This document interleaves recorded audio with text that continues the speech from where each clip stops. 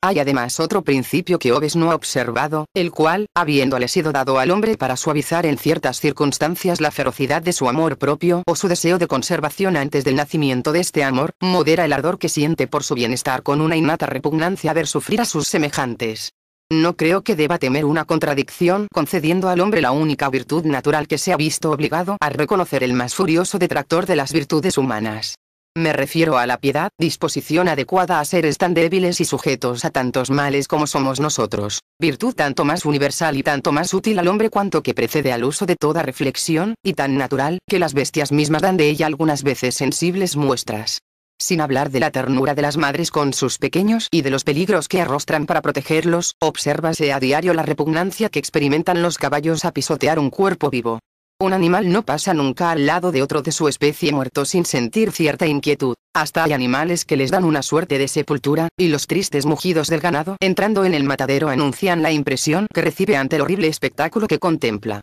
Con placer se ve al autor de la fábula Las abejas, obligado a reconocer al hombre como un ser compasivo y sensible, abandonar su estilo frío y sutil para ofrecernos la patética imagen de un hombre encerrado que ve fuera a una bestia feroz arrancar a un niño de brazos de su madre, triturar con sus mortíferos dientes sus débiles miembros y desgarrar con sus uñas las entrañas palpitantes de la criatura. Qué horribles estremecimientos experimenta ese testigo de un suceso en el cual no interviene su interés personal. Qué angustias sufro por no poder prestar auxilio alguno a la madre desvanecida y a la expirante criatura. Tal es el puro movimiento de la naturaleza, anterior a toda reflexión, tal la fuerza de la piedad natural, que las costumbres más depravadas difícilmente pueden destruirla, puesto que se ve a diario en nuestros espectáculos enternecerse y llorar ante las desventuras de un infortunado aún tal que, de hallarse en el lugar del tirano, agravaría más aún los tormentos de su enemigo, semejante al sanguinario Sila, tan sensible ante las desgracias que él no había causado, pues Alejandro de Ferres, que no osaba asistir a la representación de ninguna tragedia por temor de que se le viera llorar con Andrómaca y con Príamo, mientras escuchaba sin emocionarse los gritos de los ciudadanos que mandaba degollar todos los días.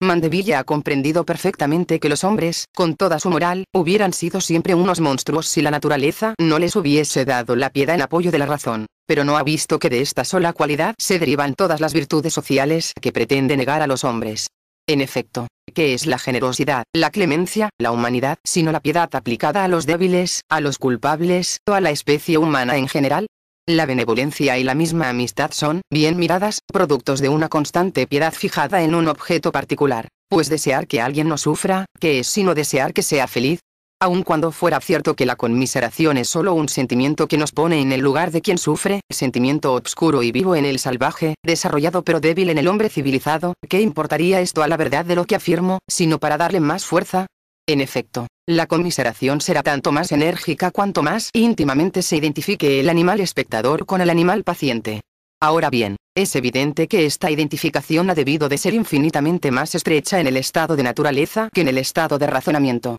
Es la razón quien engendra el amor propio, y la reflexión lo fortifica. Ella repliega al hombre sobre sí mismo, ella le aparta de todo lo que le molesta o le aflige. Es la filosofía quien le aísla. Por ella dice en secreto, a la vista de un hombre que sufre, muere si quieres. Yo estoy seguro, solo los peligros de la sociedad entera turban el sueño tranquilo del filósofo y le arrancan del lecho. Se puede degollar impunemente a un semejante suyo bajo sus ventanas. No tiene más que taparse los oídos y razonar un poco para impedir a la naturaleza que se subleva dentro de él identificarlo con aquel a quien se asesina. El hombre salvaje carece de este admirable talento. Falto de razón y de prudencia, vésele siempre entregarse aturdidamente al primer sentimiento de la humanidad. En los motines, en las contiendas callejeras, acude el populacho y el hombre prudente se aparta. Es la canalla, son las mujeres del mercado quienes separan a los combatientes o impiden a la gente de bien su mutuo exterminio. Es, por tanto, perfectamente cierto que la piedad es un sentimiento natural que, moderando en cada individuo de su amor a sí mismo, concurre a la mutua conservación de la especie. Ella nos impulsa sin previa reflexión al socorro de aquellos a quienes vemos sufrir. Ella sustituye en el estado natural a las leyes, a las costumbres y a la virtud, con la ventaja de que nadie se siente tentado de desobedecer su dulce voz. Ella disuadirá a un salvaje fuerte de quitar a una débil criatura o a un viejo achacoso el alimento que han adquirido penosamente, si espera hallar el suyo en otra parte. Ella inspira a todos los hombres, en lugar de la sublime máxima de justicia razonada pórtate con los demás como quieres que se porten contigo, esta otra de bondad natural, acaso menos perfecta, pero mucho más útil que la anterior. Haz tu bien con el menor daño posible para otro. En una palabra, Es en este sentimiento natural, más bien que en los sutiles argumentos, donde hay que buscar la causa de la repugnancia que todo hombre siente a obrar mal, aun independientemente de los preceptos de la educación. Aunque Sócrates y los espíritus de su tiempo puedan adquirir la virtud por medio del razonamiento, hace tiempo que habría desaparecido el género humano si su conservación hubiese dependido de quienes lo componen. Con pasiones tan poco activas y un freno tan saludable, los hombres, más bien feroces que malos, más atentos a ponerse a cubierto del mal que podían recibir que inclinados a hacer daño a otros, no estaban expuestos a contiendas muy peligrosas. Como no tenían entre sí ninguna especie de relación, como por tanto, no conocían la vanidad, ni la consideración, ni la estima, ni el desprecio, como no tenían la menor noción del bien ni del mal, ni alguna idea verdadera de justicia, como miraban las violencias que podían recibir como daño fácil de reparar, y no como una injuria que debe ser castigada, y como ni siquiera pensaban en la venganza, a no ser tal vez maquinalmente y en el mismo momento, como el perro que muerde la piedra que se le arroja, sus disputas raramente hubieran tenido causa más importante que el alimento. Pero veo una más peligrosa y de la cual voy a tratar. Entre las pasiones que agitan el corazón humano hay una, ardiente, impetuosa, que hace a un sexo necesario al otro. Terrible pasión que desafía todos los peligros, destruye todos los obstáculos y más parece, en su furor, propia para aniquilar el género humano que no destinada a conservarlo. ¿Qué sería de los hombres presa de esta rabia desenfrenada y brutal, sin pudor ni continencia, y disputándose cada día sus amores al precio de su sangre? Es preciso conceder desde luego que cuanto más violentas son las pasiones más necesarias son las leyes, pero, además de que los desórdenes y los crímenes que a diario causan esas pasiones demuestran demasiado la insuficiencia de las leyes a este respecto, convendría examinar si estos desórdenes no han nacido con las leyes mismas, porque entonces, aunque fueran capaces de reprimirlos, lo menos que podría exigírseles es que detuviesen un mal que sin ellas no existiría.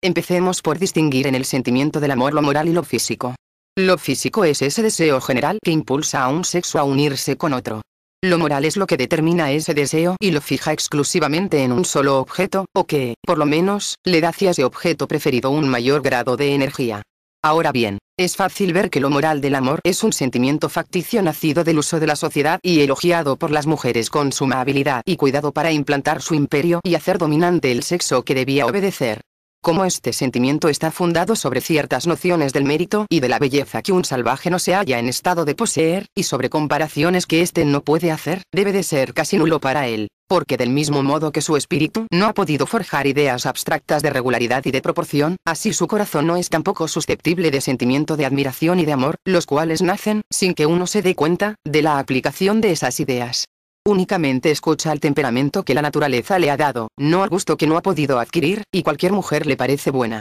Limitados a la parte física del amor y bastante felices para ignorar esas preferencias que irritan el sentimiento amoroso y aumentan las dificultades, los hombres deben de sentir menos frecuentemente y con menor viveza los ardores del temperamento, y, por consiguiente, sus disputas deben de ser más raras y menos crueles. La imaginación, que tantos estragos produce entre nosotros, no habla a esos corazones salvajes. Cada uno espera tranquilamente los impulsos de la naturaleza, se entrega a ellos sin elección, con mayor placer que furor, y, satisfecha su necesidad, el deseo queda extinguido. Es, pues, incontestable que así el amor como las demás pasiones no han adquirido sino en la sociedad ese ardor impetuoso que tan funestos los hace ser con frecuencia para los hombres. De modo que es en extremo ridículo representar a los salvajes exterminándose mutuamente y sin cesar por satisfacer su brutalidad, toda vez que esta opinión está en completa contradicción con la experiencia, pues los caribes, el pueblo que menos se ha apartado hasta aquí, entre todos los existentes, del estado natural, son precisamente los más tranquilos en sus amores y los menos sujetos a los celos, aunque viven bajo un clima abrasador, que parece dar a sus pasiones una actividad mayor.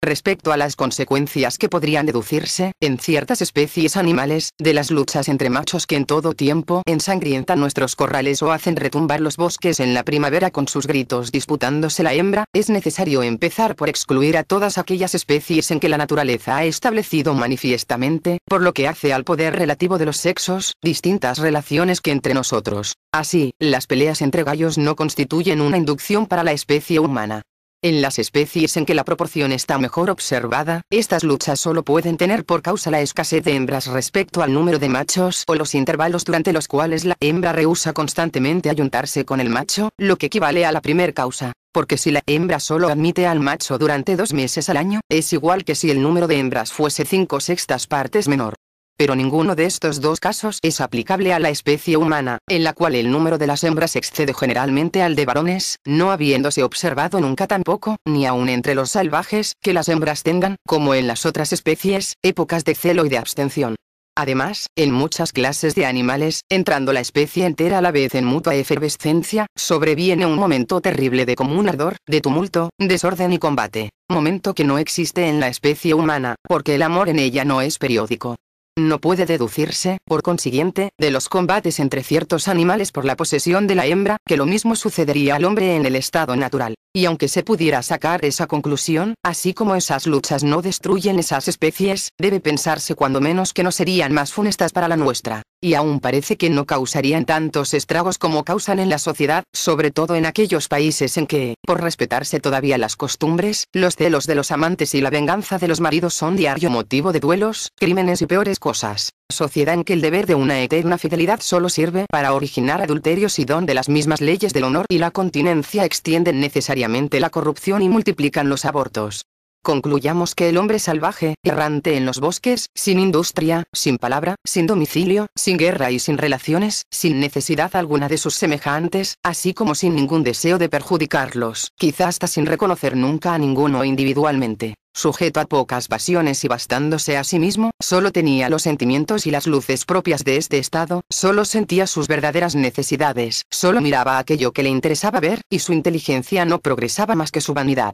Si por casualidad hacía algún descubrimiento, tanto menos podía comunicarlo cuanto que ni reconocía a sus hijos. El arte perecía con el inventor. No había educación ni progreso. Las generaciones se multiplicaban inútilmente, y, partiendo siempre cada una del mismo punto, los siglos transcurrían en la tosquedad de las primeras edades. La especie era ya vieja, y el hombre seguía siendo siempre niño. Si me he extendido tanto tiempo sobre la suposición de esta condición primitiva es porque, siendo necesario destruir antiguos errores y prejuicios, he creído que debía ahondar hasta las raíces para demostrar en el cuadro del verdadero estado de naturaleza cómo la desigualdad, aún natural, está lejos de tener en ese estado la realidad y la influencia que pretenden nuestros escritores. En efecto, es fácil ver que, entre las diferencias que distinguen a los hombres, pasan por naturales muchas que son únicamente obra de la costumbre y de los diversos géneros de vida que llevan los hombres en la sociedad. Así, un temperamento fuerte o delicado, la fuerza o la debilidad que de éste dependen, proceden con frecuencia más de la manera ruda o afeminada con que uno ha sido criado que de la constitución primitiva del cuerpo.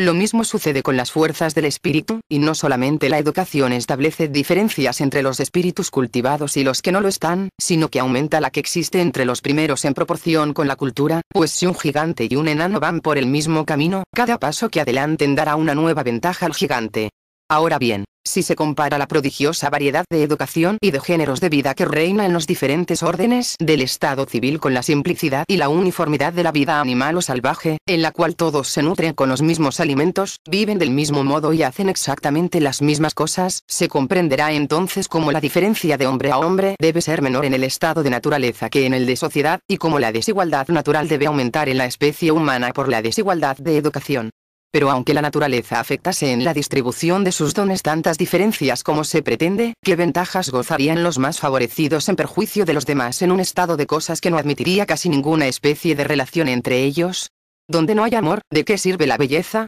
¿De qué sirve el ingenio a gentes que no hablan nunca, y la astucia a los que no tienen negocios? Oigo repetir a cada instante que los más fuertes oprimirían a los débiles, pero explíqueseme qué se quiere decir con la palabra opresión. Unos dominarían con violencia, otros gemirían sometidos a su capricho. He aquí precisamente lo que observo entre nosotros, pero no veo cómo puede decirse esto de los hombres salvajes, a quienes difícilmente se haría comprender qué significan servidumbre y dominación. ¿Podrá un hombre apoderarse de los frutos que otro ha cogido, de la caza que ha matado, de la caverna que le servía de asilo? Pero ¿cómo conseguiría nunca hacerse obedecer y cuáles podrían ser las cadenas de la dependencia entre unos hombres que nada poseen? Si se me arroja de un árbol, libre estoy para ir a otro. Si alguien me molesta en un sitio, ¿quién me impedirá marcharme a otra parte? Hay un hombre de fuerza superior a la mía, y además bastante depravado, bastante perezoso, bastante feroz para obligarme a proveer a su subsistencia mientras él permanece ocioso. Pues es preciso que se resuelva a no perderme de vista un solo instante, a tenerme cuidadosamente atado durante su sueño por temor a que me escape o le mate. Es decir, que se ve obligado a exponerse voluntariamente a una fatiga mucho más grande que la que quiere evitarse y que la que a mí me causa. Después de todo esto, si su vigilancia afloja un instante, si un ruido imprevisto le hace volver la cabeza, doy 20 pasos en el bosque, y mis cadenas quedan rotas y jamás en su vida vuelve a verme. Sin necesidad de prolongar inútilmente estos detalles, cada cual debe ver que, no siendo los lazos de la servidumbre, sino la dependencia mutua de los hombres y de las necesidades recíprocas que los unen, es imposible esclavizar a un hombre si antes no se le ha puesto en el caso de no poder prescindir de otro. Y como esta situación no existe en el estado natural, todos se hallan libres del yugo, resultando vana en él la ley del más fuerte. Después de haber demostrado que la desigualdad apenas se manifiesta en el estado natural y que su influencia es casi nula, me falta explicar su origen y sus progresos en los desenvolvimientos sucesivos del espíritu humano. Después de haber demostrado que la perfectibilidad, las virtudes sociales y las demás facultades que el hombre natural había recibido en potencia no podían desarrollarse nunca por sí mismas, que para ello necesitaban el concurso fortuito de diferentes causas externas que podían no haber nacido nunca y sin las cuales el hombre natural hubiera permanecido eternamente en su condición primitiva, me falta considerar y reunir los diferentes azares que han podido, echando a perder la especie, perfeccionar la razón humana, volver malos a los seres haciéndolos sociables, y de un término tan lejano, traer al hombre y al mundo al punto en que los vemos. Los acontecimientos que voy a describir pueden haber ocurrido de diferentes maneras. Confieso, pues, que solo me puedo decidir en su elección por conjeturas. Pero, además de que estas conjeturas se convierten en razones cuando son las más probables conclusiones de la naturaleza de las cosas y los únicos medios de que puede disponerse para descubrir la verdad, las consecuencias que quiero deducir de las mías no serán por ello conjeturales, puesto que sobre los principios que he formulado no podría construirse ningún otro sistema que me proporcione los mismos resultados y del cual pueda sacar las mismas conclusiones. Esto me dispensará de extender mis reflexiones sobre el modo como el lapso de tiempo transcurrido compensa la escasa verosimilitud de los acontecimientos, sobre el sorprendente poder de las pequeñas causas cuando obran sin descanso, sobre la imposibilidad en que nos hallamos, de un lado, de destruir ciertas hipótesis, si del otro no se les puede dar el grado de certidumbre de los hechos, sobre que, dados dos hechos como reales y habiendo que unirlos por una serie de hechos intermediarios, desconocidos o considerados como tales, corresponde a la historia, cuando existe, procurar los hechos que sirven de enlace, a la filosofía, en su defecto, determinar los hechos análogos que pueden enlazarlos. Y, en fin, sobre que, en materia de acontecimientos, la analogía reduce los hechos a un número mucho más pequeño de clases diferentes de lo que se imagina.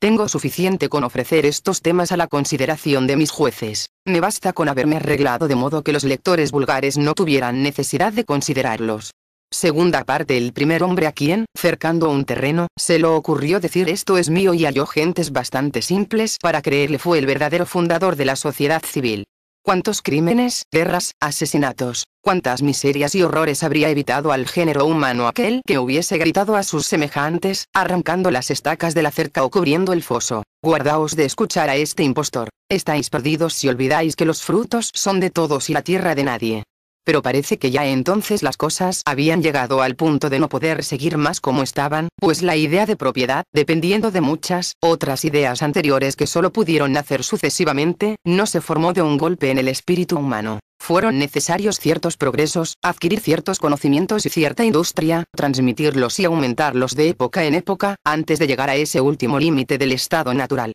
Tomemos, pues, las cosas desde más lejos y procuremos reunir en su solo punto de vista y en su orden más natural esa lenta sucesión de acontecimientos y conocimientos. El primer sentimiento del hombre fue el de su existencia, su primer cuidado, el de su conservación. Los productos de la tierra le proveían de todo lo necesario. El instinto le llevó a usarlos. El hambre, otros deseos hacíanle experimentar sucesivamente diferentes modos de existir, y hubo uno que le invitó a perpetuar su especie. Esta ciega inclinación, desprovista de todo sentimiento del corazón, solo engendra un acto puramente animal. Satisfecho el deseo, los dos sexos ya no se reconocían, y el hijo mismo nada era para la madre en cuanto podía prescindir de ella. Tal fue la condición del hombre al nacer. Tal fue la vida de un animal limitado al principio a las puras sensaciones, aprovechando apenas los dones que le ofrecía la naturaleza, lejos de pensar en arrancarle cosa alguna. Pero bien pronto surgieron dificultades. Hubo que aprender a vencerlas. La altura de los árboles, que le impedía coger sus frutos, la concurrencia de los animales que intentaban arrebatárselos para alimentarse, y la ferocidad de los que atacaban su propia vida, todo le obligó a aplicarse a los ejercicios corporales. Tuvo que hacerse ágil, rápido en la carrera, fuerte en la lucha. Las armas naturales, que son las ramas de los árboles y las piedras, pronto se hallaron en sus manos. Aprendió a dominar los obstáculos de la naturaleza, a combatir en caso necesario con los demás animales, a disputar a los hombres mismos su subsistencia o a resarcirse de lo que era preciso ceder al más fuerte. A medida que se extendió el género humano, los trabajos se multiplicaron con los hombres. La diferencia de los terrenos, de los climas, de las estaciones, pudo forzarlos a establecerla en sus maneras de vivir. Los años estériles, los inviernos largos y crudos, los ardientes estíos, que todo consumen, exigieron de ellos una nueva industria. En las orillas del mar y de los ríos inventaron el sedal y el anzuelo, y se hicieron pescadores e ictiófagos. En los bosques construyeronse arcos y flechas, y fueron cazadores y guerreros. En los países fríos se cubrieron con las pieles de los animales muertos a sus manos. El rayo, un volcán o cualquier feliz azar les dio a conocer el fuego, nuevo recurso contra el rigor del invierno. Aprendieron a conservar este elemento y después a reproducirlo, y, por último, a preparar con él la carne, que antes devoraban cruda. Esta reiterada aplicación de seres distintos y de unos a otros debió naturalmente de engendrar en el espíritu del hombre la percepción de ciertas relaciones. Esas relaciones, que nosotros expresamos con las palabras grande, pequeño, fuerte, débil, rápido, lento, temeroso, arriesgado y otras ideas semejantes, produjeron al fin en él una especie de reflexión o más bien una prudencia maquinal, que le indicaba las precauciones más necesarias a su seguridad. Las nuevas luces que resultaron de este desenvolvimiento aumentaron su superioridad sobre los demás animales haciéndosela conocer. Se ejercitó en tenderles lazos, en engañarlos de mil modos, y aunque muchos le superasen en fuerza en la lucha o en rapidez en la carrera, con el tiempo se hizo dueño de los que podían servirle y azote de los que podían perjudicarle. Y así, la primer mirada que se dirigió a sí mismo suscitó el primer movimiento de orgullo, y, sabiendo apenas distinguir las categorías y viéndose en la primera por su especie, así se preparaba de lejos a pretenderla por su individuo. Aunque sus semejantes no fueran para él lo que son para nosotros, y aunque no tuviera con ellos mayor comercio que con los otros animales, no fueron olvidados en sus observaciones. Las semejanzas que pudo percibir con el tiempo entre ellos, su hembra y él mismo, le hicieron juzgar las que no percibía. Viendo que todos se conducían como él se hubiera conducido en iguales circunstancias, dedujo que su manera de pensar y de sentir era enteramente conforme con la suya, y esta importante verdad, una vez arraigada en su espíritu, le hizo seguir, por un presentimiento tan seguro y más vivo que la dialéctica, las reglas de conducta que, para ventaja y seguridad suya, más le convenía observar con ellos. Instruido por la experiencia de que el amor del bienestar es el único móvil de las acciones humanas, pudo distinguir las raras ocasiones en que, por interés común, debía contar con la ayuda de sus semejantes, y aquellas otras, más raras aún, en que la concurrencia debía hacerle desconfiar de ellos. En el primer caso se unía a ellos en informe rebaño, o cuando más por una especie de asociación libre que a nadie obligaba y que solo duraba el tiempo que la pasajera necesidad que la había formado. En el segundo, cada cual buscaba su provecho, bien a viva fuerza si creía ser más fuerte, bien por astucia y habilidad si sentíase el más débil.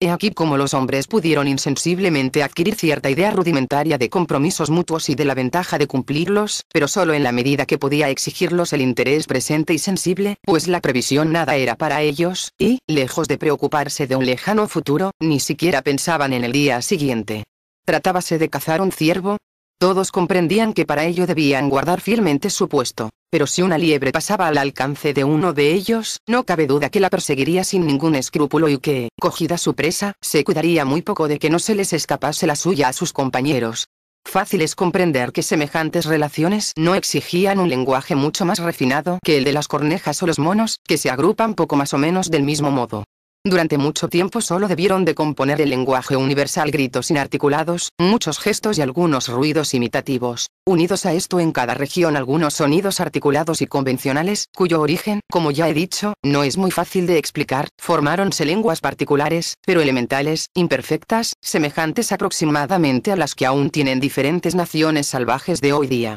Atraviesó como una flecha multitudes de siglos, forzado por el tiempo que transcurre, por la abundancia de cosas que he de decir y por el progreso casi imperceptible de los comienzos, pues tanto más lentos eran para sucederse, tanto más rápidos son para describir. Estos primeros progresos pusieron en fin al hombre en estado de hacer otros más rápidos. Cuanto más se esclarecía el espíritu más se perfeccionaba la industria. Bien pronto los hombres, dejando de dormir bajo el primer árbol o de guarecerse en cavernas, hallaron una especie de hachas de piedra duras y cortantes que sirvieron para cortar la madera, cavar la tierra y construir chozas con las ramas de los árboles, que enseguida aprendieron a endurecer con barro y arcilla. Fue la época de una primera revolución, que originó el establecimiento y la diferenciación de las familias e introdujo una especie de propiedad, de la cual quizá nacieron ya entonces no pocas discordias y luchas. Sin embargo, como los más fuertes fueron con toda seguridad los primeros en construirse viviendas, porque sentíanse capaces de defenderlas, es de creer que los débiles hallaron más fácil y más seguro imitarlos que intentar desalojarlos de ellas. Y en cuanto a los que ya poseían cabañas, ninguno de ellos debió de intentar apropiársela de su vecino, menos porque no le perteneciera que porque no la necesitaba y porque, además, no podía apoderarse de ella sin exponerse a una viva lucha con la familia que la ocupaba.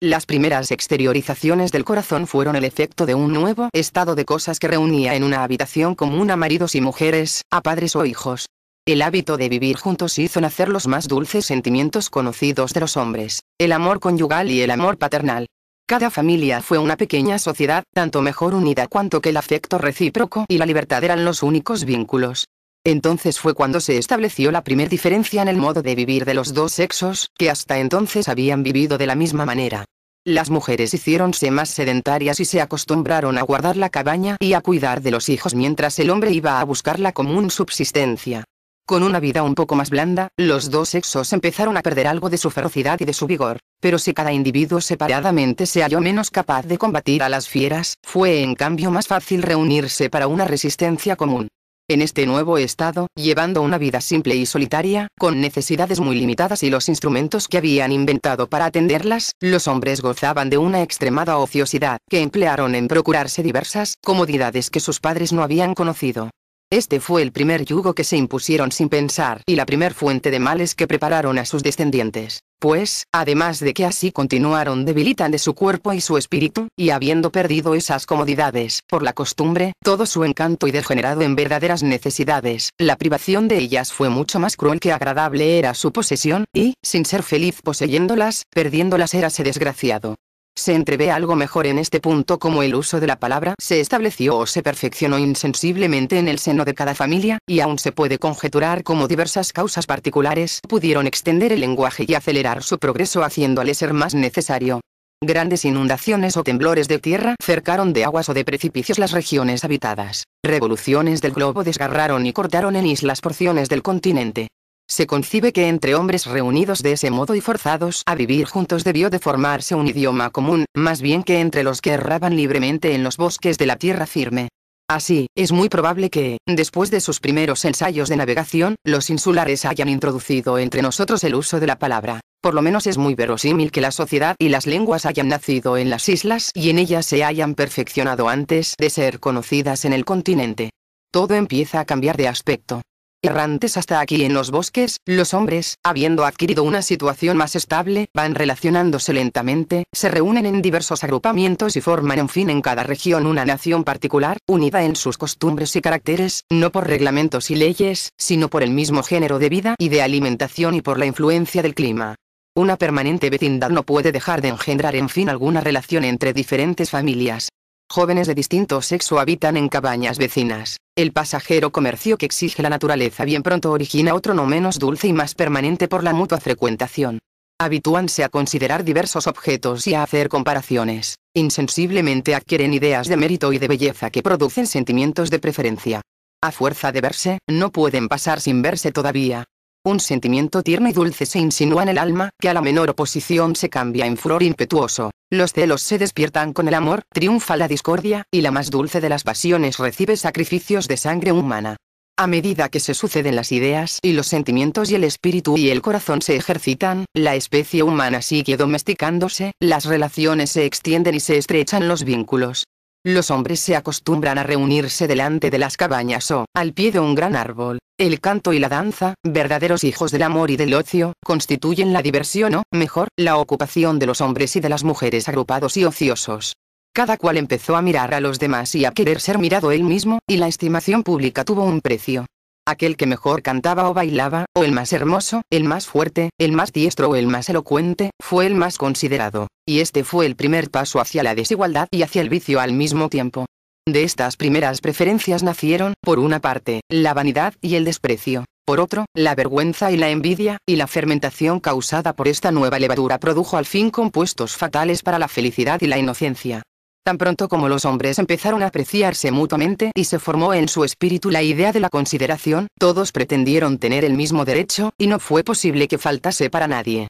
De aquí nacieron los primeros deberes de la cortesía, aun entre los salvajes, y de aquí que toda injusticia voluntaria fuera considerada como un ultraje, porque con el daño que ocasionaba la injuria, el ofendido veía el desprecio de su persona, con frecuencia más insoportable que el daño mismo. De este modo, como cada cual castigaba el desprecio que se lo había inferido de modo proporcionado a la estima que tenía de sí mismo, las venganzas fueron terribles, y los hombres, sanguinarios y crueles. He ahí precisamente el grado a que había llegado la mayoría de los pueblos salvajes que no son conocidos. Mas, por no haber distinguido suficientemente las ideas y observado cuán lejos se hallaban ya esos pueblos del estado natural, algunos se han precipitado a sacar la conclusión de que el hombre es naturalmente cruel y que es necesaria la autoridad para dulcificarlo, siendo así que nada hay tan dulce como él en su estado primitivo, cuando, colocado por la naturaleza a igual distancia de la estupidez de las bestias que de las nefastas luces del hombre civil, y limitado igualmente por el instinto y por la razón a defenderse del mal que le amenaza, la piedad natural le impide, sin ser impelido a ello por nada, hacer daño a nadie, ni aun después de haberlo él recibido.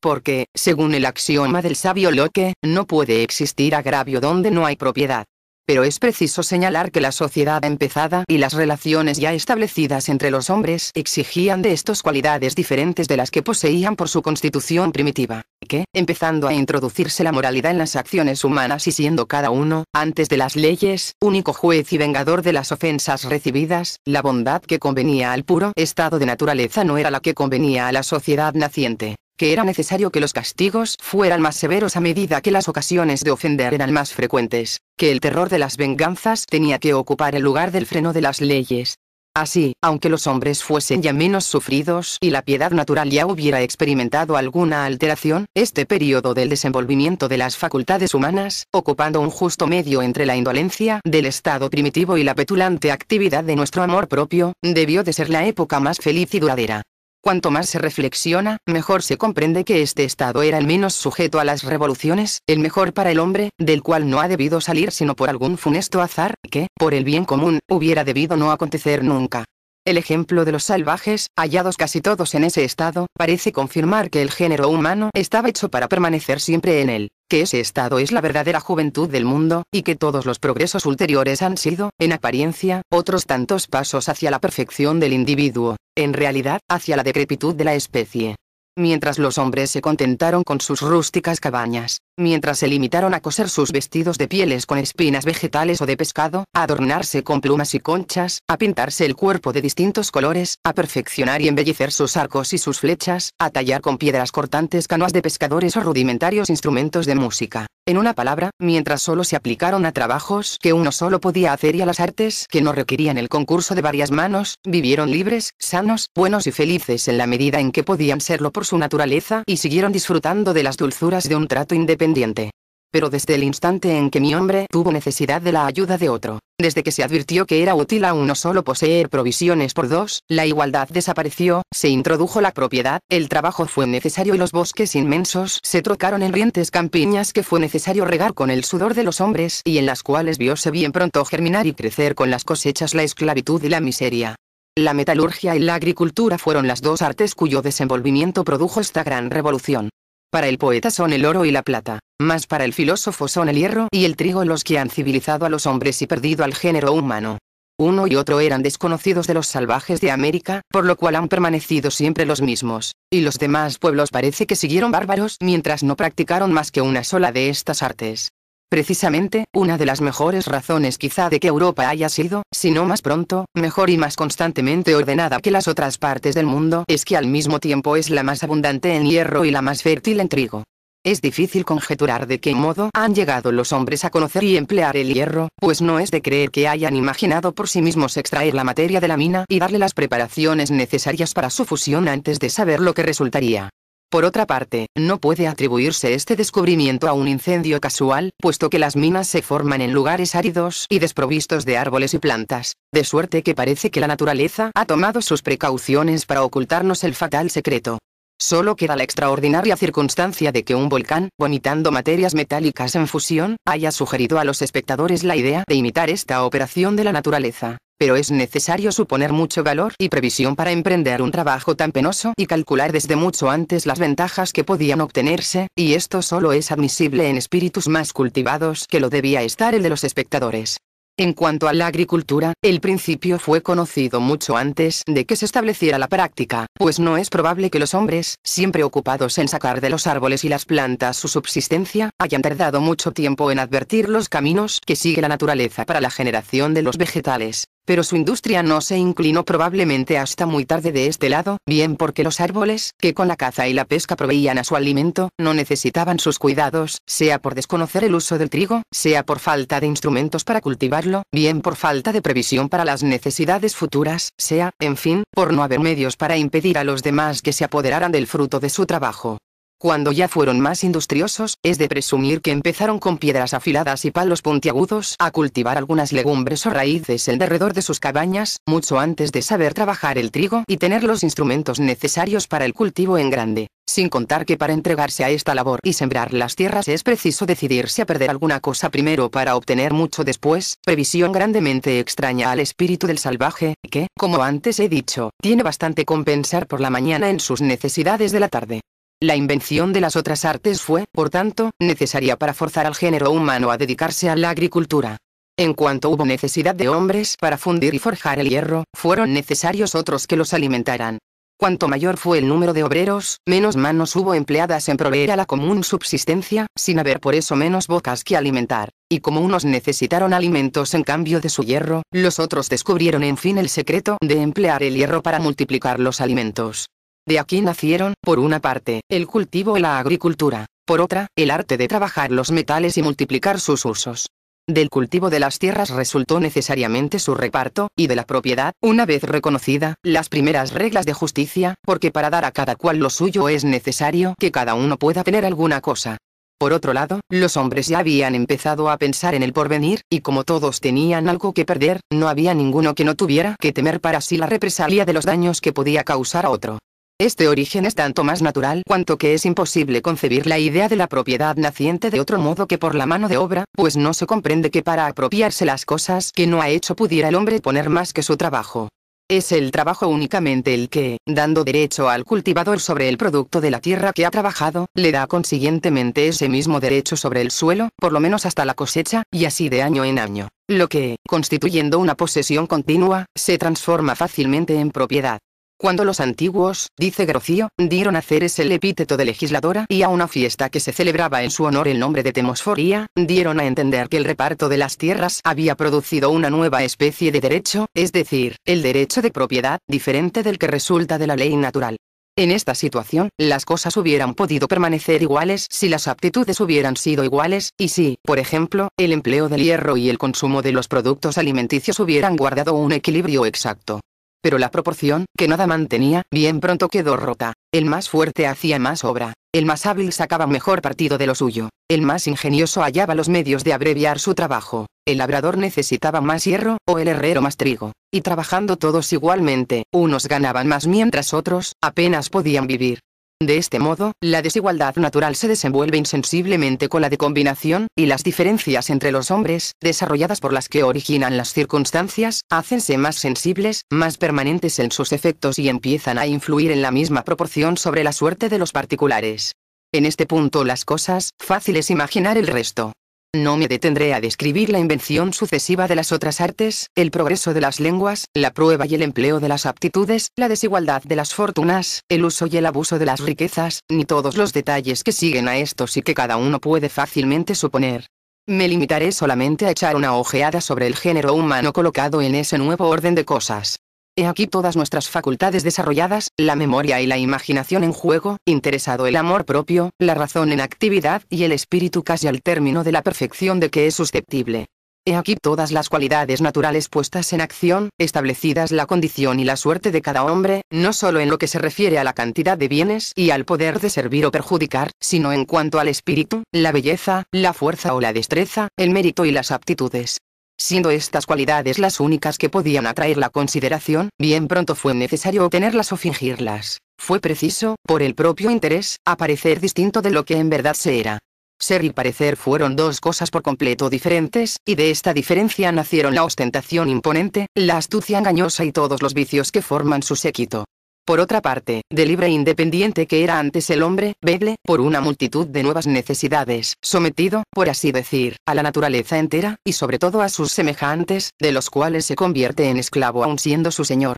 Rico, necesita de sus servicios. Pobre, de su ayuda, y la mediocridad le impide prescindir de aquellos. Necesita, por tanto, buscar el modo de interesarlos en su suerte y hacerles hallar su propio interés, en realidad o en apariencia, trabajando en provecho suyo, lo cual le hace trapacero y artificioso con unos, imperioso y duro con otros, y le pone en la necesidad de engañar a todos aquellos que necesita, cuando no puede hacerse temer de ellos y no encuentra ningún interés en servirlos útilmente. En fin, la voraz ambición, la pasión por aumentar su relativa fortuna, menos por una verdadera necesidad que para elevarse por encima de los demás, inspira a todos los hombres una negra inclinación a perjudicarse mutuamente, una secreta envidia, tanto más peligrosa cuanto que, para herir con más seguridad, toma con frecuencia la máscara de la benevolencia. En una palabra, de un lado, competencia y rivalidad, de otro, oposición de intereses, y siempre el oculto deseo de buscar su provecho a expensas de los demás. Todos estos males son el primer efecto de la propiedad y la inseparable comitiva de la desigualdad naciente.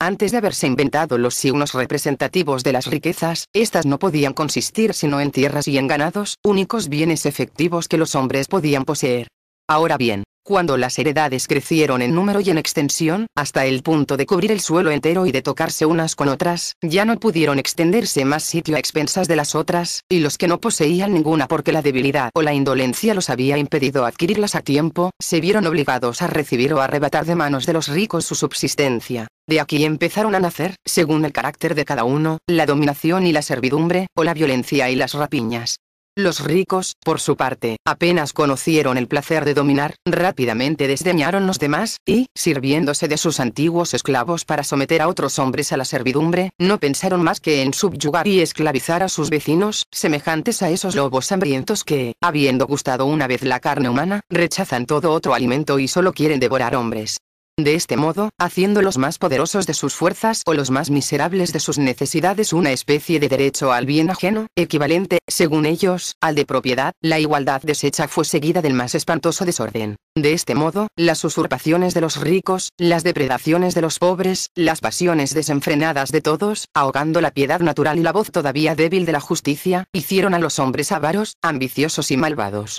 Entre el derecho del más fuerte y el del primer ocupante alzábase un perpetuo conflicto, que no se terminaba sino por combates y crímenes. La naciente sociedad cedió la plaza al más horrible estado de guerra. El género humano, envilecido y desolado, no pudiendo volver sobre sus pasos ni renunciar a las desgraciadas adquisiciones que había hecho, y no trabajando sino en su vilipendio, por el abuso de las facultades que le honran, se puso a sí mismo en vísperas de su ruina. No es posible que los hombres no se hayan detenido a reflexionar al cabo sobre una situación tan miserable y sobre las calamidades que los agobiaban. Sobre todo los ricos debieron comprender cuán desventajoso era para ellos una guerra perpetua con cuyas consecuencias solo ellos cargaban y en la cual el riesgo de la vida era común y el de los bienes particular. Por otra parte, cualquiera que fuera el pretexto que pudiesen dar a sus usurpaciones, demasiado sabían que solo descansaban sobre un derecho, precario y abusivo, y que, adquiridas por la fuerza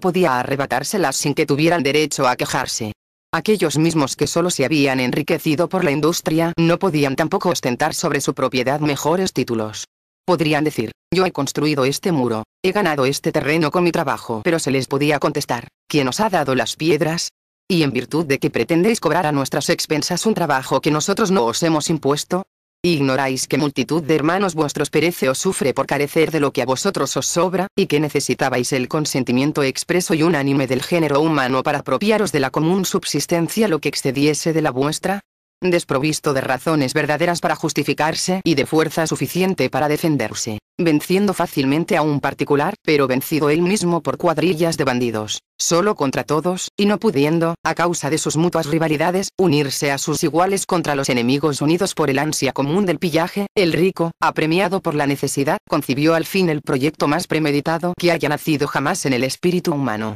Emplear en su provecho las mismas fuerzas de quienes le atacaban, hacer de sus enemigos sus defensores, inspirarles otras máximas y darles otras instituciones que fueran para él tan favorables como adverso era el derecho natural. Con este fin, después de exponer a sus vecinos el horror de una situación que los armaba a todos contra todos, que hacía tan onerosas sus propiedades como sus necesidades, y en la cual nadie podía hallar seguridad ni en la pobreza ni en la riqueza, inventó fácilmente especiosas razones para conducirlos al fin que se proponía. Unámonos, les dijo, para proteger a los débiles contra la opresión, contener a los ambiciosos y asegurar a cada uno la posesión de lo que le pertenece. Hagamos reglamentos de justicia y de paz que todos estén obligados a observar, que no hagan excepción de nadie y que reparen en cierto modo los caprichos de la fortuna, sometiendo igualmente al poderoso y al débil a deberes recíprocos. En una palabra, en lugar de volver nuestras fuerzas contra nosotros mismos, concentrémoslas en un poder supremo que nos gobierna con sabias leyes, que proteja y defienda a todos los miembros de la asociación, rechace a los enemigos comunes y nos mantenga en eterna concordia. Mucho menos que la equivalencia de este discurso fue preciso para decidir a hombres toscos, fáciles de seducir, que, por otra parte, tenían demasiadas cuestiones entre ellos para poder prescindir de árbitros, y demasiada avaricia y ambición para poderse pasar sin amos. Todos corrieron al encuentro de sus cadenas creyendo asegurar su libertad, pues, con bastante inteligencia para comprender las ventajas de una institución política, carecían de la experiencia necesaria para prevenir sus peligros. Los más capaces de prever los abusos eran precisamente los que esperaban aprovecharse de ellos, y los mismos sabios vieron que era preciso resolverse a sacrificar una parte de su libertad para conservar la otra, del mismo modo que un herido se deja cortar un brazo para salvar el resto del cuerpo. Tal fue o debió de ser el origen de la sociedad y de las leyes, que dieron nuevas trabas al débil y nuevas fuerzas al rico, aniquilaron para siempre la libertad natural, fijaron para todo tiempo la ley de la propiedad y de la desigualdad, hicieron de una astuta usurpación un derecho irrevocable, y, para provecho de unos cuantos ambiciosos, sujetaron a todo el género humano al trabajo, a la servidumbre y a la miseria. Fácilmente se ve cómo el establecimiento de una sola sociedad hizo indispensable el de todas las demás, y de qué manera, para hacer frente a fuerzas unidas, fue necesario unirse a la vez. Las sociedades, multiplicándose o extendiéndose rápidamente, cubrieron bien pronto toda la superficie de la Tierra, y ya no fue posible hallar un solo rincón en el universo donde se pudiera evadir el yugo y sustraer la cabeza al filo de la espada, con frecuencia mal manejada, que cada hombre vio perpetuamente suspendida encima de su cabeza. Habiéndose convertido así el derecho civil en la regla común de todos los ciudadanos, la ley natural no se conservó sino entre las diversas sociedades, donde, bajo el nombre de derecho de gentes, fue moderada por algunas convenciones tácitas para hacer posible el comercio y suplir a la conmiseración natural, la cual, perdiendo de sociedad en sociedad casi toda la fuerza que tenía de hombre a hombre, no reside ya sino en algunas grandes almas cosmopolitas que franquean las barreras imaginarias que separan a los pueblos y, a ejemplo del ser soberano que las ha creado, abrazan en su benevolencia a todo el género humano. Los cuerpos políticos, que siguieron entre sí en el estado natural, no tardaron en sufrir los mismos inconvenientes que habían forzado a los particulares a salir de él, y esta situación fue más funesta aún entre esos grandes cuerpos que antes entre los individuos que los componían. De aquí salieron las guerras nacionales, las batallas, los asesinatos, las represalias, que hacen estremecerse a la naturaleza y ofenden a la razón, y todos esos prejuicios horribles que colocan en la categoría de las virtudes el honor de derramar sangre humana. Las gentes más honorables aprendieron a contar entre sus deberes el de degollar a sus semejantes. Viose en fin a los hombres exterminarse a millares sin saber por qué, y en un solo día se cometían más crímenes, y más horrores en el asalto de una sola ciudad, que no se hubieran cometido en el estado de naturaleza durante siglos enteros y en toda la extensión de la tierra. Tales son los primeros efectos que se observan de la división del género humano en diferentes sociedades. Volvamos a sus instituciones. Yo sé que otros han atribuido diferentes orígenes a las sociedades políticas, como las conquistas del más fuerte o la unión de los débiles, pero la elección entre estas causas es indiferente para lo que quiero dejar asentado. Sin embargo, la que yo he expuesto me parece la más natural por las siguientes razones. Primera, que, en el primer caso, el derecho de conquista, no siendo un derecho, no ha podido servir de fundamento a otro alguno, pues el conquistador y los pueblos sometidos permanecían siempre en estado de guerra, a menos que la nación, recobrada su plena libertad, no escogiera voluntariamente a su vencedor por su jefe. Hasta entonces, sean cualesquiera las capitulaciones que se hubiesen hecho, como solo descansan sobre la violencia y, por consiguiente, son nulas por ese mismo hecho, no puede haber, en esta hipótesis, ni verdadera sociedad, ni cuerpo político, ni otra ley que la del más fuerte.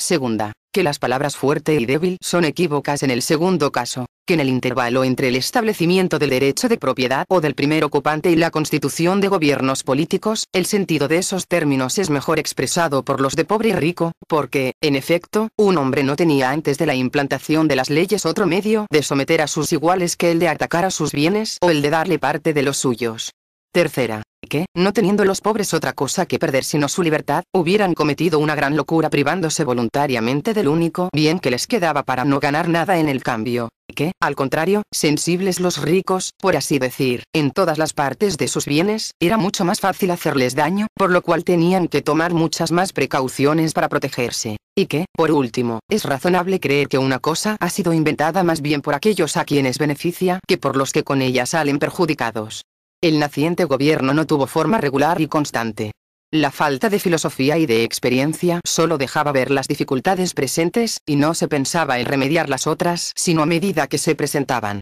A pesar de todos los esfuerzos de los más sabios legisladores, el estado político permaneció siempre imperfecto porque era en gran parte la obra del azar, y, mal empezado, al descubrirse con el tiempo sus defectos y sugerir los remedios pertinentes, nunca pudieron corregirse los vicios de su constitución. Se le reformaba sin cesar, cuando hubiera sido necesario empezar por renovar el aire y separar los viejos materiales, como hizo Licurgo en Esparta, para construir en su lugar un buen edificio. La sociedad no consistió al principio más que en algunas convenciones generales que todos los particulares se comprometían a observar, de cuyo cumplimiento respondía la comunidad ante cada uno de ellos. Fue necesario que la experiencia demostrara cuán débil era semejante constitución y cuán fácil a los infractores eludir la prueba o el castigo de las faltas de que el público solo debía ser testigo y juez. Fue preciso que los contratiempos y los desórdenes menudeasen continuamente, para que al fin se pensara en confiar a algunos particulares el peligroso depósito de la autoridad pública y se encargara a ciertos magistrados el cuidado de hacer observar las deliberaciones del pueblo. Pues decir que los jefes fueron elegidos antes de que la confederación fuese hecha y que los ministros de la ley existieron antes que las leyes mismas, es una suposición que ni siquiera es permitido combatir seriamente.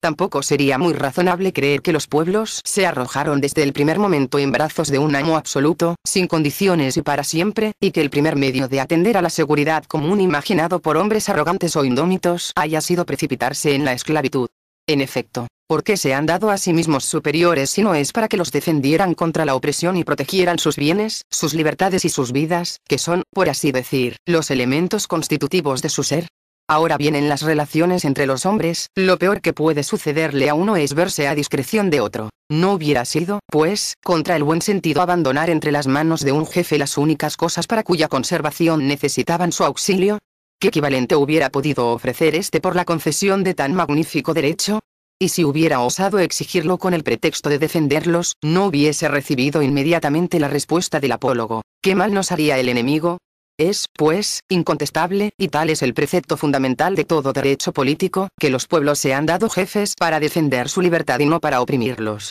Si tenemos un príncipe, decía Plinio a Trajano, es con el fin de que nos preserve de tener un amo. Los políticos hacen sobre el amor de la libertad los mismos sofismas que los filósofos sobre el estado de naturaleza. Por las cosas que ven juzgan cosas muy distintas que no han visto, y atribuyen a los hombres una inclinación natural a la esclavitud por la paciencia con que soportan la suya aquellos que tienen ante los ojos, sin pensar que sucede con la libertad como con la inocencia y la virtud, cuyo valor no se conoce mientras no se gozan, el gusto de las cuales desaparece tan pronto como se han perdido. Conozco las delicias de tu país, dijo Brasidas a un sátrapa que comparaba la vida de Esparta con la de Persépolis, pero tú no puedes conocer los placeres del mío. Al modo como un indómito cerril eriza sus crines, hiere la tierra con sus cascos y se debate impetuoso con solo ver el freno, mientras un caballo domado sufre pacientemente el látigo y la espuela, el hombre bárbaro no dobla la cabeza al yugo, que el hombre civilizado soporta sin murmurar, y prefiere la más agitada libertad a una tranquila sujeción. No es, pues, por envilecimiento de los pueblos sometidos por lo que hay que juzgar las disposiciones naturales de los hombres en pro o en contra de la servidumbre, sino por los prodigios que han hecho todos los pueblos libres para protegerse contra la opresión.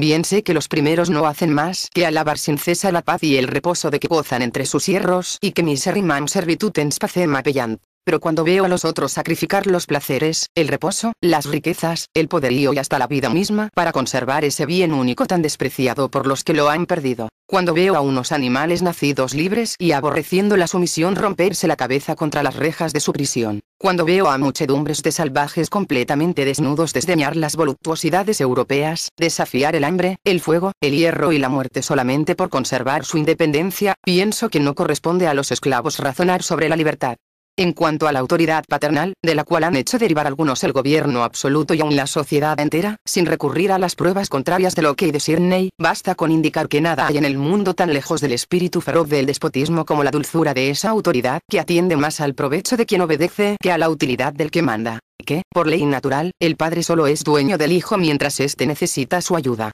que después de este término son iguales, y que entonces el hijo, perfectamente independiente de su padre, solo le debe respeto, mas no obediencia, porque el reconocimiento es un deber que hay que cumplir, pero no un derecho que se pueda exigir. En lugar de decir que la sociedad civil se deriva del poder paternal, sería necesario decir, al contrario, que es de ella de quien ese poder tiene su principal fuerza. Un individuo no fue reconocido por el padre de varios, sino cuando todos permanecieron a su lado. Los bienes del padre, de los cuales él es el verdadero dueño, son los lazos que mantienen a los hijos bajo su dependencia, y él puede no darles parte en la herencia, sino en la medida en que lo hayan merecido por un continuo acatamiento de su voluntad. Ahora bien, lejos de poder esperar los súbditos favor semejante de su déspota, como le pertenecen ellos y las cosas que poseen, o al menos así lo pretende aquel, se ven reducidos a recibir como un favor lo que les deja de sus propios bienes. Hace justicia cuando los despoja, concede gracia cuando los deja vivir. Continuando el examen de los hechos desde el punto de vista del derecho, no se hallaría más solidez que veracidad en la implantación voluntaria de la tiranía, y sería difícil demostrar la validez de un contrato que solo obligaría a una de las partes, en el cual se pondría todo de un lado y nada del otro y que solo redundaría en perjuicio del contrayente.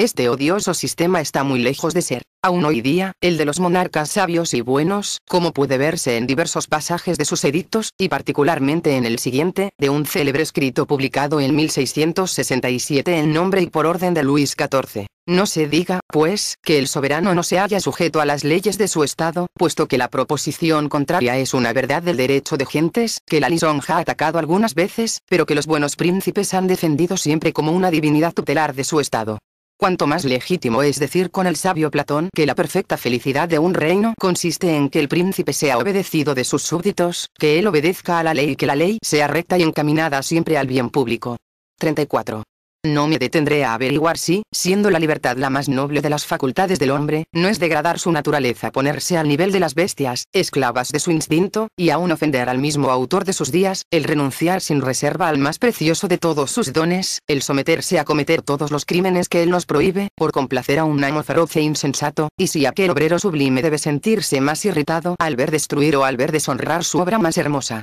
No apelaré, si se quiere, a la autoridad de Barbeirac, que declara netamente, según Locke, que nadie puede vender su libertad hasta someterse a un poder arbitrario que lo trata a su capricho, porque, añade, sería vender su propia vida, de la cual uno no es dueño. Preguntaré solamente con qué derecho aquellos que no temen envilecerse a sí mismos hasta ese punto han sometido su posteridad a la misma ignominia y han renunciado por ella a unos bienes que ésta no debe a su liberalidad y sin los cuales la vida misma es una carga para todos aquellos que son dignos de ella. Pufendorf dice que, del mismo modo que una persona transfiere a otra sus bienes por medio de convenciones y contratos, de igual manera puede despojarse de su libertad en favor de alguno. Me parece un malísimo razonamiento, porque, en primer lugar, los bienes que yo enajeno se convierten para mí en cosa completamente extraña, cuyo abuso me es indiferente, pero me importa mucho que no se abuse de mi libertad, y yo no puedo, sin hacerme culpable del daño que se me obligará a hacer, exponerme a ser instrumento del crimen. En segundo lugar, siendo el derecho de propiedad de institución humana, cada uno puede disponer a su antojo de aquello que posee,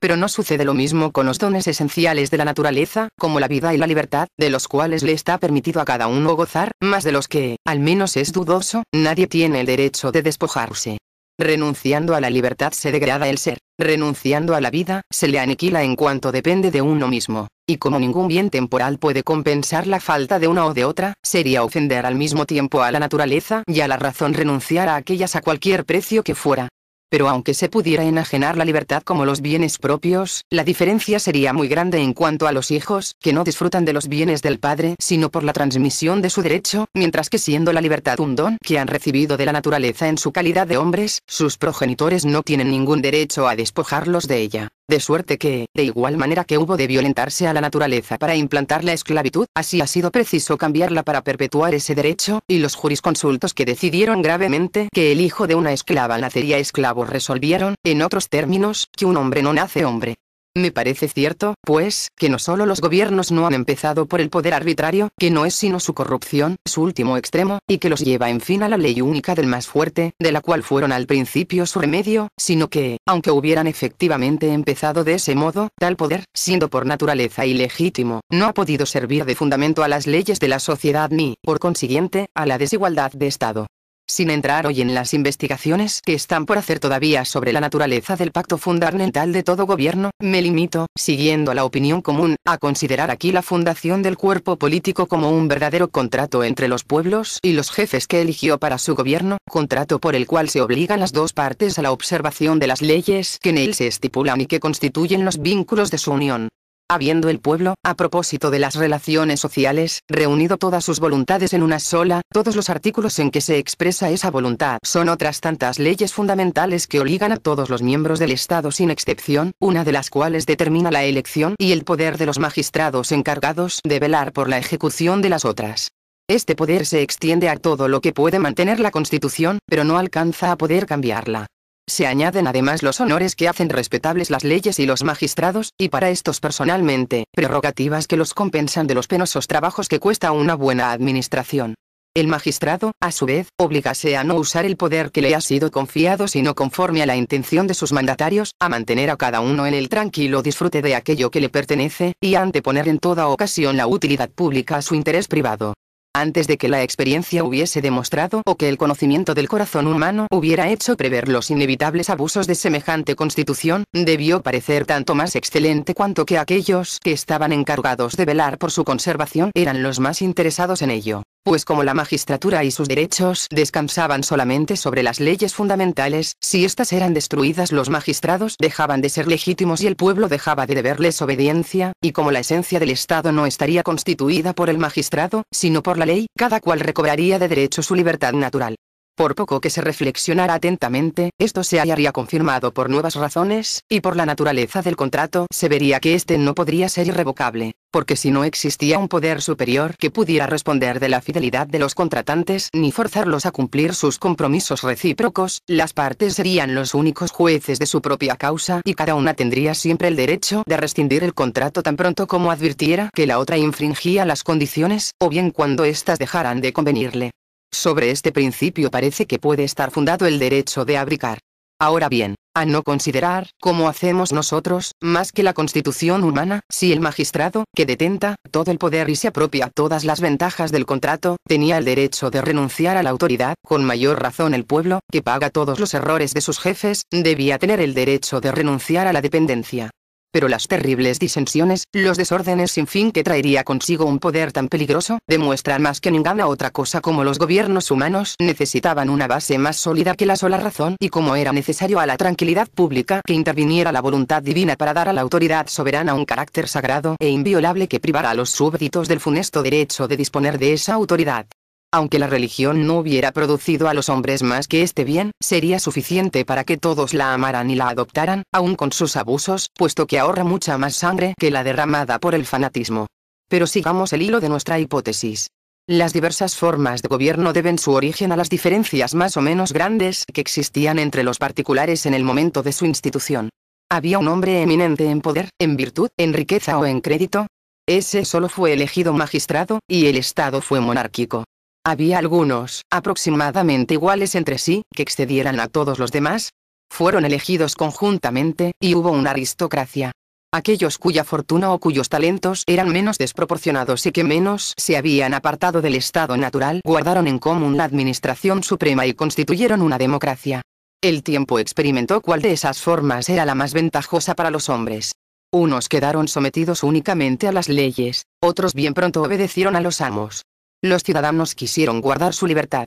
los súbditos solo pensaron en arrebatársela a sus vecinos, no pudiendo sufrir que otros gozaran un bien que no disfrutaban ellos mismos. En una palabra, en un lado estuvieron las riquezas y las conquistas, en otro, la felicidad y la virtud. En estos diversos gobiernos todas las magistraturas fueron al principio electivas, y cuando la riqueza no la obtenía, la preferencia era otorgada al mérito, que concede un ascendiente natural, y a la edad, que da la experiencia en los asuntos y la sangre fría en las deliberaciones. Los ancianos entre los hebreos, los gerontes de Esparta, el Senado de Roma y la misma etimología de nuestra palabra seineur demuestran cuán respetada era en otro tiempo la vejez. Cuanto más recaía el nombramiento en hombres de edad avanzada, más frecuentes eran las elecciones y las dificultades se hacían sentir más. Se introdujeron las intrigas, se formaron las facciones, se agriaron los partidos, se encendieron las guerras civiles. En fin, la sangre de los ciudadanos fue sacrificada al pretendido honor del Estado, y halláronse los hombres en vísperas de recaer en la anarquía de los tiempos pasados. La ambición de los poderosos aprovechó estas circunstancias para perpetuar sus cargos en sus familias. El pueblo, acostumbrado ya a la dependencia, al reposo y a las comodidades de la vida, incapacitado ya para romper sus hierros, consintió la agravación de su servidumbre para asegurar su tranquilidad. Así, los jefes, convertidos en hereditarios, empezaron a considerar su magistratura como un bien de familia, a mirarse a sí mismos como propietarios del Estado, del cual no eran al principio sino los empleados, a llamar esclavos a sus conciudadanos, a contarlos, como si fueran animales, en el número de las cosas que les pertenecían, y a llamarse a sí mismos iguales de los dioses y reyes de reyes. Si seguimos el progreso de la desigualdad a través de estas diversas revoluciones, hallaremos que el establecimiento de la ley y del derecho de propiedad fue su primer término. El segundo, la institución de la magistratura. El tercero y último, la mudanza del poder legítimo en poder arbitrario, de suerte que el estado de rico y de pobre fue autorizado por la primera época, el de poderoso y débil, por la segunda, y por la tercera, el de señor y esclavo, que es el último grado de la desigualdad y el término a que conducen en fin todos los otros, hasta que nuevas renovaciones disuelven por completo el gobierno o le retrotraen a su forma legítima. Para comprender la necesidad de ese progreso no es necesario considerar tanto los motivos de la fundación del cuerpo político como la forma que toma en su realización y los inconvenientes que después suscita, pues los vicios que hacen necesarias las instituciones sociales son los mismos que hacen inevitable el abuso. Y como, exceptuada solamente Esparta, donde la ley velaba principalmente por la educación de los niños, donde Licurgo estableció costumbres que casi le dispensaban de promulgar leyes, estas, en general, menos fuertes que las pasiones, contienen a los hombres pero no los cambian, sería fácil demostrar que todo gobierno que, sin corromperse ni alterarse, procediera siempre exactamente según el fin de su existencia, habría sido instituido sin necesidad, y que un país en que nadie eludiera el cumplimiento de las leyes ni nadie abusara de la magistratura no tendría necesidad ni de magistrados ni de leyes. Las distinciones políticas engendran necesariamente las diferencias civiles. La desigualdad, creciendo entre el pueblo y sus jefes, bien pronto se deja sentir entre los particulares, modificándose de mil maneras, según las pasiones, los talentos y las circunstancias. El magistrado no podría usurpar un poder ilegítimo sin rodearse de criaturas a su hechura, a las cuales tiene que ceder una parte. Por otro lado, los ciudadanos no se dejan oprimir sino arrastrados por una ciega ambición, y, mirando más hacia el suelo que hacia el cielo, la dominación les parece mejor que la independencia, y consienten llevar cadenas para poder imponerlas a su vez. Es muy difícil someter a la obediencia a aquel que no busca mandar, y el político más astuto no hallaría el modo de sojuzgar a unos hombres que solo quisieran conservar su libertad. Pero la desigualdad se extiende sin trabajo entre las almas ambiciosas civiles, dispuestas siempre a correr los riesgos de la fortuna y a dominar o obedecer casi indiferentemente, según que la fortuna les sea favorable o adversa. Así, sucedió que pudo llegar un tiempo en que el pueblo estaba de tal modo fascinado, que sus conductores no tenían más que decir al más ínfimo de los hombres: grande tú y toda tu raza. Para que al instante pareciese grande a todo el mundo y a sus propios ojos, y sus descendientes se elevaran a medida que se alejaban de él. Cuanto más lejana e incierta era la causa, más aumentaba el efecto. Cuantos más holgazanes podían contarse en una familia, más ilustre era.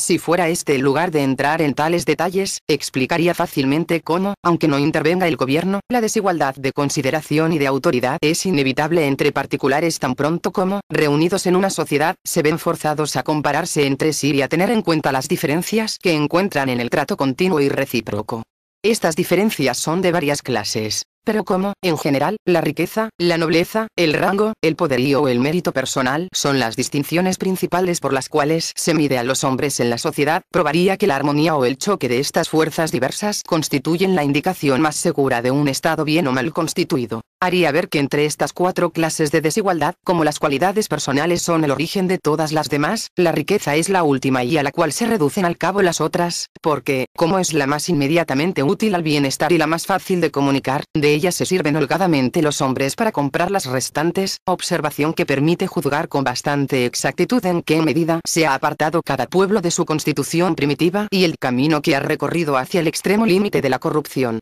Señalaría de qué manera ese deseo universal de reputación, de honores y prerrogativas que a todos nos devora, ejercita y contrasta los talentos y las fuerzas, cómo excita y multiplica las pasiones y cómo al convertir a todos los hombres en concurrentes, rivales o, mejor, enemigos, origina a diario desgracias, triunfos y catástrofes de toda especie, haciendo correr la misma pista a tantos pretendientes. Demostraría que a este ardiente deseo de notabilidad, que a este furor de sobresalir que nos mantiene en continua excitación, debemos lo que hay de mejor y peor entre los hombres, nuestras virtudes y nuestros vicios, nuestras ciencias y nuestros errores, nuestros conquistadores y filósofos, es decir, una multitud de cosas malas y un escaso número de buenas. Probaría, en fin, que si se ve a un puñado de poderosos y ricos en la cima de las grandezas y de la fortuna, mientras la muchedumbre se arrastra en la obscuridad y en la miseria, es porque los primeros no aprecian las cosas de que disfrutan sino porque los otros están privados de ellas, y que, sin cambiar de situación, dejarían de ser dichosos si el pueblo dejara de ser miserable. Pero todos estos detalles constituirían por sí solos la materia de una obra considerable en la cual se pesaran las ventajas e inconvenientes de toda forma de gobierno con relación al estado natural y en la que se descubrieran los diferentes aspectos bajo los cuales se ha manifestado hasta hoy la desigualdad y podría manifestarse en los siglos futuros según la naturaleza de los gobiernos y las mudanzas que el tiempo introducirá en ellos necesariamente.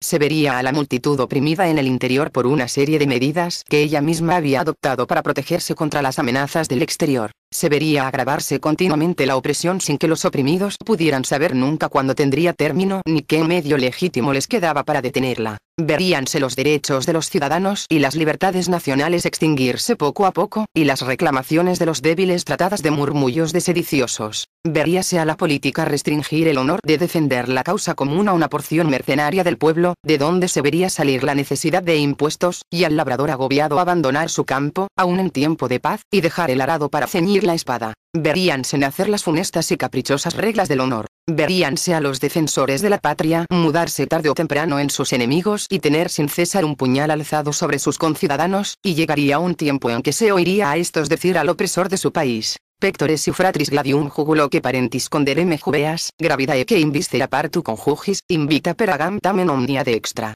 De la extrema desigualdad de las condiciones y de las fortunas, de la diversidad de las pasiones y de los talentos, de las artes inútiles, de las artes perniciosas, de las ciencias frívolas, saldría muchedumbre de prejuicios igualmente contrarios a la razón, a la felicidad y a la virtud. Veríase a los jefes fomentar, desuniéndolos, todo lo que puede debilitar a hombres unidos, todo lo que puede dar a la sociedad un aspecto de concordia aparente y sembrar un germen de discordia real, todo cuanto puede inspirar a los diferentes órdenes una desconfianza mutua y un odio recíproco por la oposición de sus derechos y de sus intereses, y fortificar por consiguiente el poder que los contiene a todos. Del seno de estos desórdenes y revoluciones, el despotismo, levantando por grados su odiosa cabeza y devorando cuanto percibiera de bueno y de sano en todas las partes del Estado, llegaría en fin a pisotear las leyes y el pueblo y a establecerse sobre las ruinas de la República. Los tiempos que precedieran a esta última mudanza serían tiempos de trastornos y calamidades, mas al cabo todo sería devorado por el monstruo, y los pueblos ya no tendrían ni jefes ni leyes, sino tiranos.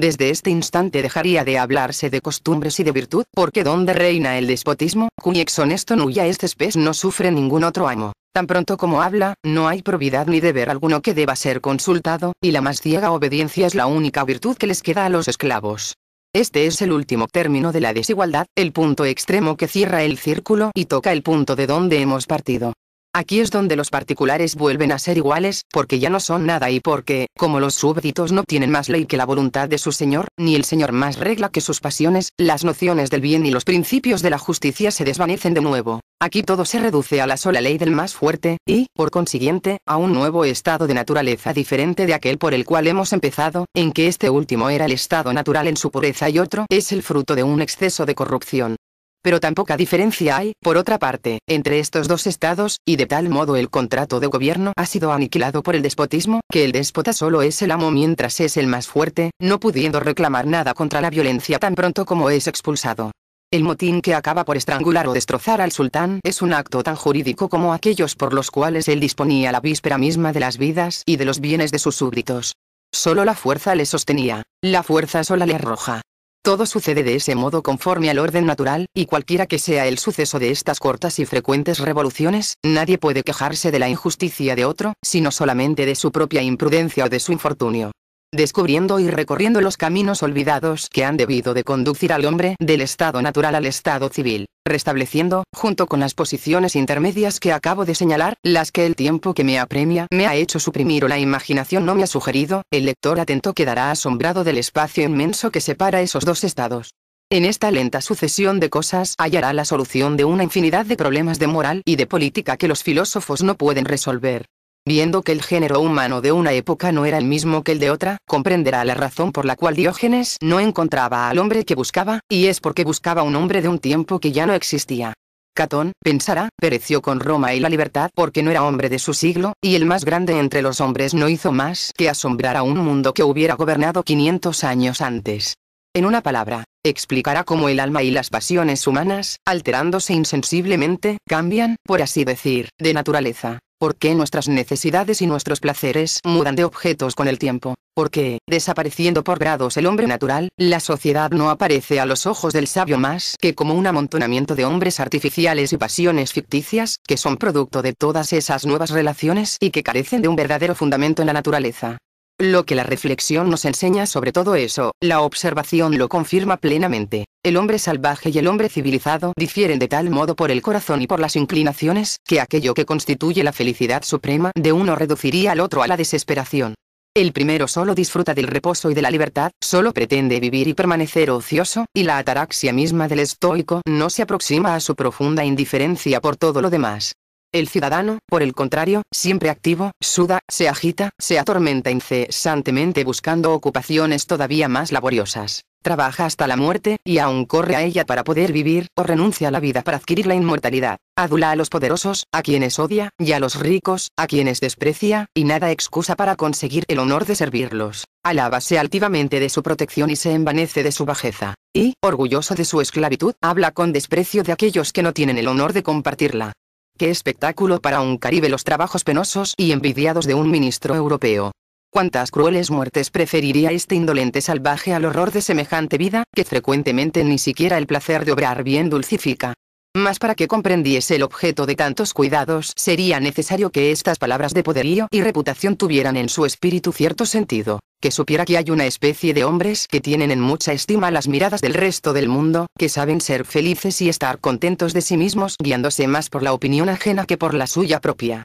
Tal es, en efecto, la verdadera causa de todas esas diferencias. El salvaje vive en sí mismo. El hombre sociable, siempre fuera de sí, solo sabe vivir según la opinión de los demás, y, por así decir, solo del juicio ajeno deduce el sentimiento de su propia existencia. No entra en mi objeto demostrar cómo nace de tal disposición la indiferencia para el bien y para el mal, al tiempo que se hacen tan bellos discursos de moral, cómo, reduciéndose todo a guardar las apariencias, todo se convierte en cosa falsa y fingida. Honor, amistad, virtud, y frecuentemente hasta los mismos vicios, de los cuales se halla al fin el secreto de glorificarse. Cómo, en una palabra, preguntando a los demás lo que somos y no atreviéndonos nunca a interrogarnos a nosotros mismos, en medio de tanta filosofía, de tanta humanidad, de tanta civilización y máximas sublimes, solo tenemos un exterior frívolo y engañoso, honor sin virtud, razón sin sabiduría y placer sin felicidad. Tengo suficiente con haber demostrado que ese no es el estado original del hombre y que solo el espíritu de la sociedad y la desigualdad que ésta engendra mudan y alteran todas nuestras inclinaciones naturales. He intentado explicar el origen y el desarrollo de la desigualdad, la fundación y los abusos de las sociedades políticas, en cuanto estas cosas pueden deducirse de la naturaleza del hombre por las solas luces de la razón e independientemente de los dogmas sagrados, que otorgan a la autoridad soberana la sanción del derecho divino. De esta exposición se deduce que la desigualdad, siendo casi nula en el estado de naturaleza, debe su fuerza y su acrecentamiento al desarrollo de nuestras facultades y a los progresos del espíritu humano y se hace al cabo legítima por la institución de la propiedad y de las leyes. Dedúcese también que la desigualdad moral, autorizada únicamente por el derecho positivo, es contraria al derecho natural siempre que no concuerda en igual proporción con la desigualdad física, distinción que determina de modo suficiente lo que se debe pensar a este respecto de la desigualdad que reina en todos los pueblos civilizados, pues va manifiestamente contra la ley de la naturaleza, de cualquier manera que se la defina, que un niño mande sobre un viejo, que un imbécil dirija a un hombre discreto y que un puñado de gentes rebose de cosas superfluas, mientras la multitud hambrienta carece de lo necesario.